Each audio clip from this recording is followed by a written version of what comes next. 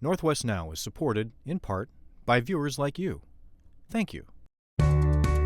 And my only message to the President of the United States is to follow the law. As fast as blue states can sue, the Trump administration fires out new executive orders. The battle between established federal law, presidential power, and state law have resulted in a crisis of governance. Tonight, we sit down with Washington's Attorney General Nick Brown, the man working the legal system in hopes of curbing what this state's elected leaders clearly view as executive overreach. That's next on Northwest Now.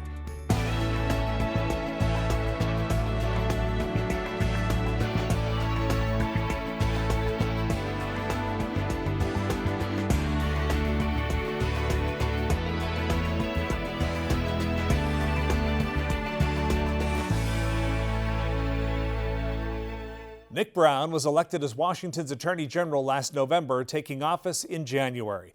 Brown is a Harvard graduate and served as an attorney in the Army Judge Advocate General's office. He was an assistant U.S. attorney and then became former Governor Jay Inslee's general counsel for 4 years.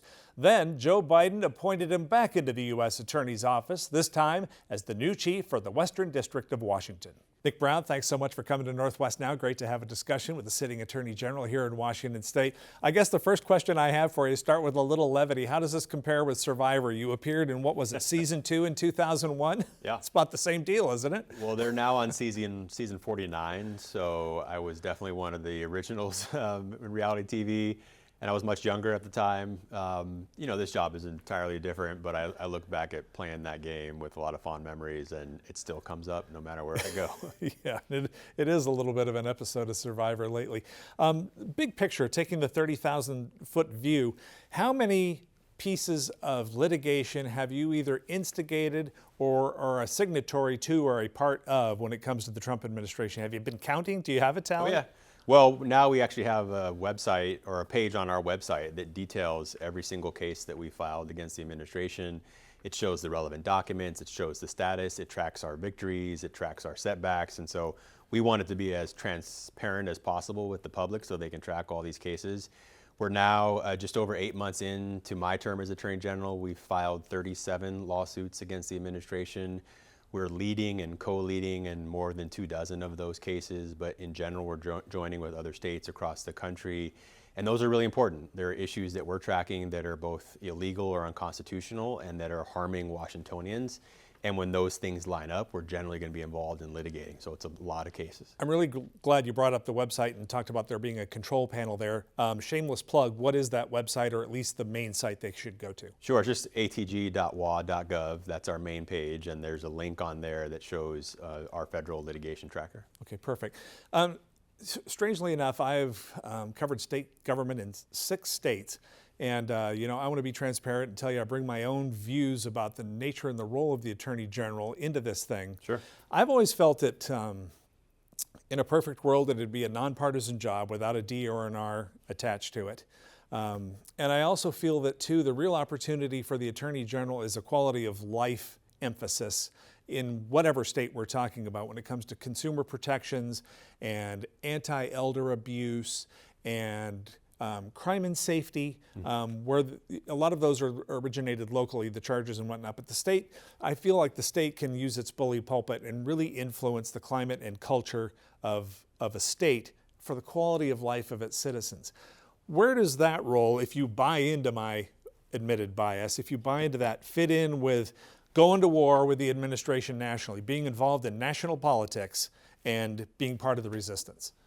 Well, I buy in with a lot of what you said. I mean, obviously our Constitution dictates the terms of the office and whether or not it's a partisan or nonpartisan office. Of course. What I've learned is that every office of Attorney General across the state differs dramatically depending on our own laws, our own state constitutions. And the vast majority of the things that get the most public attention are our federal litigation. But it's actually a really small fraction of the work that we do. We have over 830 lawyers that work for the Attorney General's office, and only about 30 of those lawyers are actually involved in the cases that get the most headlines and attention. But importantly for me, every single case that we bring against the Trump administration is not national politics. It's not some part of the resistance. It's us identifying things that are illegal or unconstitutional and that are harming us or our state or our agencies. Feed back in. Right. So a good example is when the administration illegally cuts funding to Washington. We could either do nothing or we could fight back against that. And we only engage when it's impacting Washington. If there's something that comes from DC that doesn't impact us, or maybe my legal theory is different than one of my colleagues, we don't engage. But we are doing things every day that have nothing to do with the president or Washington, D.C. We're doing that consumer protection work. We're doing antitrust cases. We're doing criminal justice cases, although, as you know, we don't have original jurisdiction over most of those cases. So we're doing a lot of things that I think really get to the bread and butter. We've been trying to focus more and more on issues around housing and the housing crisis, going after people that are abusing senior citizens, veterans, discriminating in housing, or using algorithms to falsely, raise housing prices here in Washington State.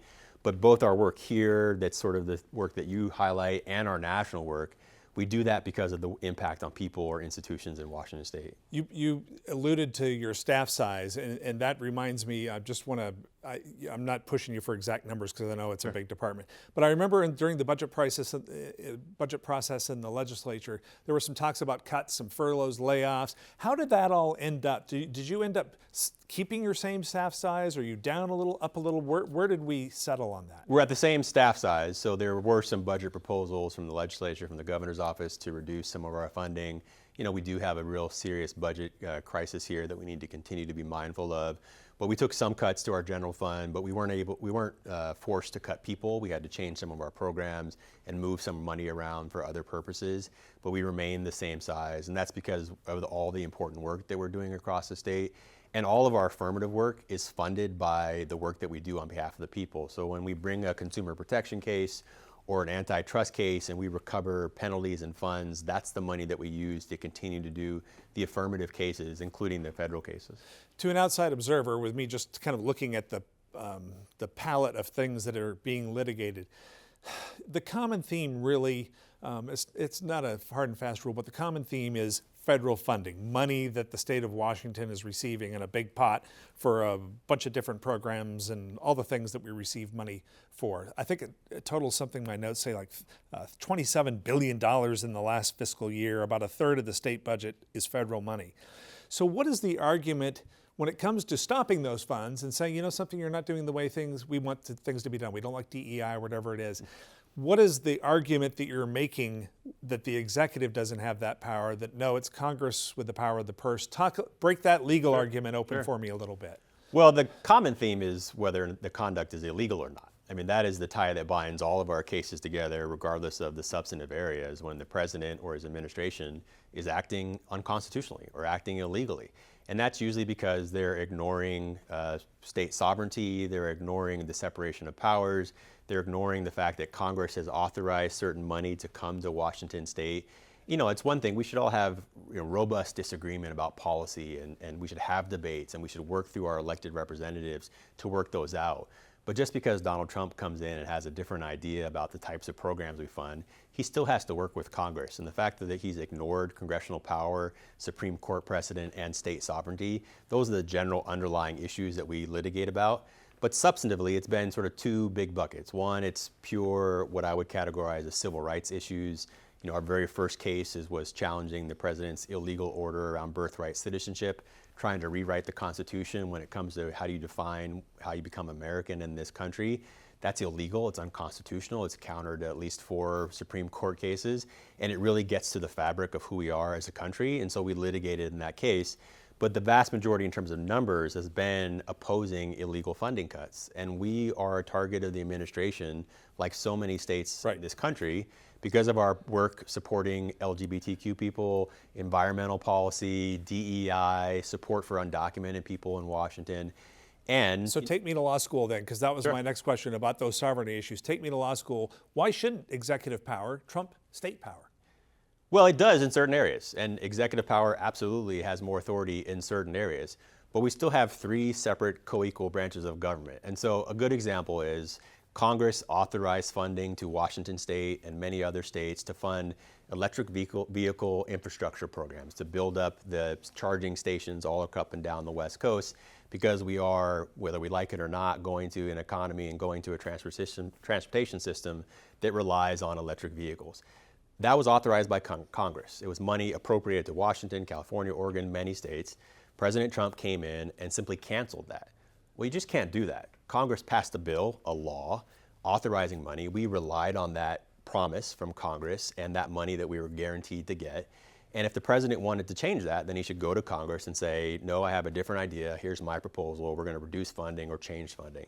But because he simply ignored Congress and steamrolled them, and they don't really put up much resistance right now, we needed to litigate because we had relied on that promise from Congress, and that's why it's illegal. So here we have what the Trump administration wants to do, Washington state policy, what the people of the state have voted and indicated that they want to do.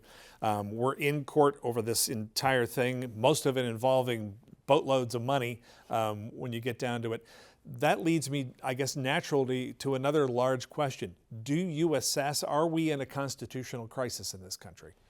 Well, I get asked that question all the time, and I think it's a very valid question and people should be asking. And for, the first 6 months or so, I would have said absolutely not. And that is because, in the vast majority of cases that we bring, they do something we find illegal, we litigate, we go to court, lawyers on both sides show up, judges make decisions, and for the most part, the administration was following those decisions. And I think for the most part, they've continued to follow those decisions. There have been other cases where I've seen where it looks to me like the president or his administration is simply ignoring judicial orders, particularly in the immigration context. But in most of those cases, we weren't involved, and so I'm not as familiar with all the intricacies of those cases. But for the most part, I think the system is working the way it should. I am increasingly less confident in that, and not necessarily because of our cases, but because of what I view as really an abuse of power, authoritarianism coming from the White House. Even in just the last few days, we're seeing a lot of crackdown on things like free speech, freedom of expression, and things that you just would never have contemplated, not simply from the president, but from the Attorney General of the United States and some of the things that she has said and done. Just today, yeah. And there was a moment a few months ago, I grew up professionally in the Department of Justice. I have a lot of respect and admiration for that agency. There was a moment a few months ago where AG Bondi talked about finding and rooting out people that disagreed with the president.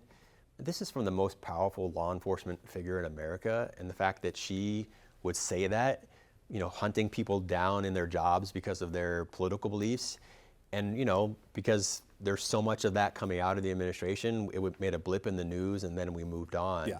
And those are the types of things that make me worried about what we're seeing from the White House. So here we are with this increasing concern that you have as you see what's going on. I guess the next question that flows out of that is who or what institution is responsible for letting this happen, or for stopping it? Is it the body politic? Who do we point the finger at and say step up? I have my opinion. What's yours? Yeah, well, it's easy to point the finger and blame, right? And I'm very reluctant to do that. I'm a Democrat. I believe in our democratic principles. But we have a lot of problems that we need to solve collaboratively. It would be nice if we had leadership in DC that was talking about what are the things that we can solve together. That's Congress, isn't it? Well, it's Congress, certainly from my perspective, not doing their job. At the end of the day, it's people, though. We have the power of the people to elect our representatives, to elect our president, to hold those people accountable for following our wishes. And we also have an obligation outside of politics, just in our day-to-day lives, to continue to lead with love and honesty and community. And it is very easy in this moment to feel like we can't talk with people that we disagree with. And as much as we focus on DC, I would always remind people that the things that we most care about, worry about, think about, those decisions are being made in our city hall, in our county government, our state capitol, and there's a lot of impact that we can have there. But it's also how we just show up in our schools, in our churches, in our communities. Do we help our friends and neighbors and people that we don't know? And that's what's going to be important moving forward. And that provides a nice segue into another 30,000-foot question. I know you're the Attorney General, and you probably don't even take a look at this, or maybe you haven't even thought about it, but I want to propose it to you. With this division and the importance of our local ties and who we associate with and how we treat each other and how we come to consensus on thorny issues, Are you at all concerned about what's being described as sort of the great sort in this country? Whereas if I don't want my AG pursuing 37 lawsuits against the Trump administration, I'm moving to Idaho. And if I'm in Idaho and there are certain things I want because I have a son or a daughter who identifies as LGBTQ and I need an environment where I can operate a little more in accordance, I got to move to Washington. Is that a threat that you see to our democracy? And what role, if any, does the law and how we codify behaviors and policies play into that? This is your master's thesis here in the law, but you're a Harvard guy, so I thought I'd take advantage of it. First, I think to a certain extent, that's always happened, right? We move to places, neighborhoods, communities where we feel like we're represented, where our values are appreciated. And I think now, given our social media age, given how pervasive politics seems to be in our day-to-day lives, that people are much more aware of those differences. And I certainly know that there are people moving to various places because of those issues. I still think it's a fairly small migration, both directions. At the end of the day, it would be very unfortunate if we had states whose political identities was so locked in and ingrained where people wouldn't feel comfortable expressing their viewpoints. But as you know, like if I'm a parent of a child who's LGBTQ, or if I'm living in a state that disregards my humanity, and I do think we're seeing laws passed in states where you're not only talking about policy or political differences, you're talking about an erasure of humanity. If I'm someone contemplating having a child and I'm living in a state that doesn't have the type of health care that I need, or access to abortion, or doing things like providing safe vaccines in my state, I would make those decisions. Like, I can't live here anymore. The state of Florida is no longer going to require childhood vaccines. That can't be good for a more perfect union. Look, I'm not a doctor. Yeah. And I don't understand how a state would make that decision, but I would not begrudge anybody living in Florida thinking about. But that's what I'm saying. Yeah. Contemplating making that move and further fracturing the body politic. Yeah, and I don't know how many people are actually uprooting physically. What I'm more concerned about is how we communicate and interact in the states that we choose to live in. Are we shutting off dialogue? Are we only getting news and information from our small bubbles of people who agree with us?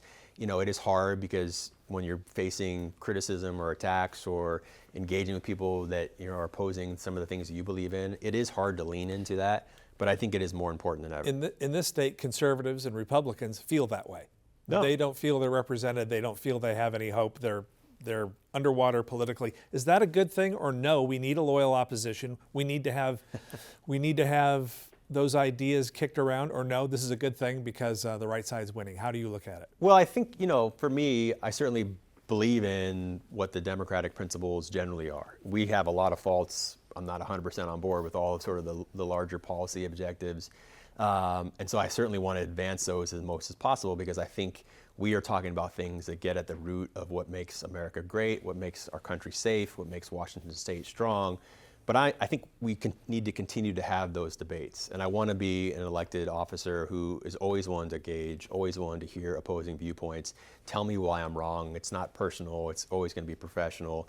And so I will always lean into those. And sometimes I'm troubled by the loyal opposition because they don't seem to want to really have legit policy debates. If you go to the state Republican Twitter account, the number of things that they call me personally. Twitter, I don't think you can look at Twitter as a barometer of anything rational. No, but it is the official count of the state parties. Yeah. And when they are referring to me as a Marxist or a communist, which is just laughable, it's really hard to engage. It's hard to have those substantive debates. And I think it's unfortunate that so much of our public persona, our social media persona, has become who can be the nastiest. Yeah. I try to find the joy and humor as much as possible as I can in that. But I want to have an opposition. And I have friends and colleagues who don't agree with me on a whole host of things, and we can have robust debates. But I want that party to be strong because I think the final product is better when there is a robust debate. In our last 6 minutes here, I want to go through some of the just bullet point items, litigation. If we went through all of them, we'd have to preempt every program tonight. That's why we have a website. And go to midnight. But just want to hit a couple of them. We talked before we started taping on Hanford. I know you just started looking at this, but they're talking about, I mean, after what, 30 years of building the vitrification plant over there, about not processing hazardous waste. My gosh. What are you thinking about that? What's your response to DOE? Where do you go? Well, I think like the governor, we were both fairly surprised to see the federal government appear to back away from the agreement that we've had that's been in process now for 30 years. The tri-party agreement between the federal government, us, and the impacted parties is very important. It is my obligation on behalf of the state to make sure that we enforce those orders and enforce that agreement. And so we will look very closely at any retreat from that and make sure that we're protecting Washingtonians. Another big one on the bullet points here, suing DHS over the cancellation of funds that help shelter migrants with pending asylum or immigration cases worth about $4 million. I mean, some of these are relatively small dollars, but to that particular agency, you know, obviously it's crucial. Washington State put up $25 million toward this, and the nonprofits and the agencies that were coming into support were supposed to be reimbursed out of that fund. Of course, they're left high and dry. But you know, the counterfactual to that is, shouldn't we have to foot the bill if we want to be a sanctuary state? I mean, what's the right answer there? Well, the right answer is to make sure we follow the law. And if we see the administration retreat from their legal obligations or from congressional approved funding, then we need to hold them accountable and continue to have that policy debate going forward. Another big one is the loss of tax subsidies for the ACA. This is a huge one. You know, rates are going to go up substantially for a lot of people, and actually toss some people. They won't be able to afford it, will end up without health care. The exchange, they're talking about losing something like $10 million in revenue, with $100 million of uncompensated care landing on hospitals and uninsured costs. So a lot of the smaller rural hospitals are talking about being in some trouble. Right. So, you know, here's another devil's advocate problem or thing I'll propose. We've got this tiny fraction of the population when it comes to gender affirming care holding up funding for this kind of impact on the health of Washingtonians. I know you don't want to throw the baby out with the bathwater and say you folks are on your own because we need the money. That doesn't sound good. Right. But we're saying no to a lot of money. Well, the federal government's making that decision. It's not us changing our policies or our priorities. It's the federal government retreating from what their obligations are. And we're going to continue to make sure that we provide health care for the people that need it and follow Washington state law. And so if we're seeing adverse effects of that, I would lay the blame on the administration from changing course. And as you know, this is going to make people less healthy. It's going to lead to increased medical expenses. The Congress over many, many years had a robust debate and litigation around the Affordable Care Act. Our system has been working well, and we want to make sure we continue to provide those benefits for people here. Another lawsuit is regarding FEMA's BRIC program, and shameless promotion here for me. We were running a special that we shot this summer called Fire on the Horizon. And it has a substantial impact at just the wrong time, I think, when it comes to climate and some of the areas that we're developing and things when it comes to wildfire prevention. What are your thoughts about the impacts of those cuts? And again, this is money Congress approved, right? You're trying to get back. No, it falls into that same course of actions that we were talking about earlier. I mean, my job is to protect my state and enforce the law. And when we see Congress or the administration doing things that are harming us, we need to act. And you know, whether we like it or not, we have a climate crisis here. Things are not getting better. In many ways, they're getting worse. I think exacerbated by some of the conduct we're seeing from Washington, D.C. now. But we have communities all across Washington, particularly coastal communities and many Eastern Washington communities, that rely on that funding to protect the environment, to prepare for some of these natural disasters. And when that money is illegally just cut, we can either just sit on our hands and do nothing and just say, oh, all right, we have to deal with the consequences, or we can fight back and make sure that we're protecting and enforcing the law. And that is important not only for the substance, but for the, you know, what it means to have the rule of law in this country. Last 60 seconds here as we head into election season. Vote by mail, of course, was made controversial by the Trump administration and remains there. He wants to challenge that and challenge states that are doing vote by mail. Is there any litigation? I think there is some litigation on that. What is the status of that litigation? Might it be acted upon prior to this election, or what's going on with that? So we're litigating over the president's first executive order that purported to try to change some of our voting systems. Every state's a little bit different. Yeah. Washington and Oregon are actually very similar, so we're co-litigating that case with them because, you know, if there's a lot of debate about some of the cases we're involved in. When it comes to voting, it is very clear. States have the ability to control their own election systems. The president cannot change those. Washington State has one of the highest voter participations in the nation in general elections. I think it's over 80%. Our system has been audited and checked. It's very secure. There's no reason to change our system. And the president doesn't like it because he has all sorts of wild theories about election insecurity. He still claims he won the 2020 election. And we have a really important midterm coming With up. no evidence proffered, by the way. None. I mean, he's lying. I don't want to, begrudge this, but the president is lying. He continues to lie. The fact that he lies so repeatedly, I think, is, for me, the thing that makes me most sad about what we're seeing from Washington, D.C. But when it comes to voting, it is, the door to democracy for so many people.